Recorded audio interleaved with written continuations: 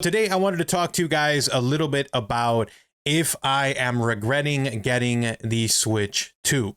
I'll be real honest with you guys right off the bat. There are things I don't like and there are things that I do like, but overall, you know, this is kind of an individual decision for each one of you guys. Should you buy yourself a Switch 2? Should you wait a little bit before you get it? What are my opinions? Do I think that it is worth the money? Am I regretting it? There's a lot of pros and cons that did go into this, and there's a lot of chatter right now of people talking about why anyone would get it. They said that Nintendo is anti-consumer with the prices. So with that said, let's go ahead and jump into it and let's talk. Should you buy the Switch 2 or should you wait a little bit?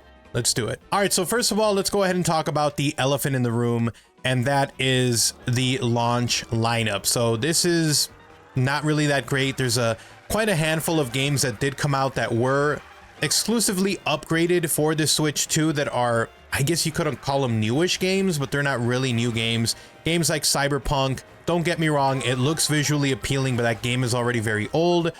And sure, it might run the best of the handhelds on the Switch 2, but it's not a new game. Hogwarts Legacy, another game that was already on the Switch, it performs better on the Switch 2.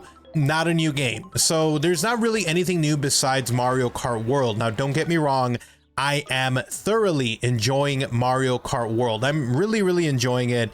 Yeah, the launch lineup is pretty weak. So if you're someone who is looking to have more of a new game experience type thing, then you might be better off waiting a little bit. All right, so section number 2, the back catalog of games for the Switch is kind of insane. The free little performance upgrades that happen to games that were stuttering is kind of insane. Seeing games in 4K from Nintendo for some reason is like mind-boggling. Seeing that, and then now with that also working towards the back catalog of original Switch games, it has made it that for me, I'm going back and playing games that I played halfway that I wasn't able to finish.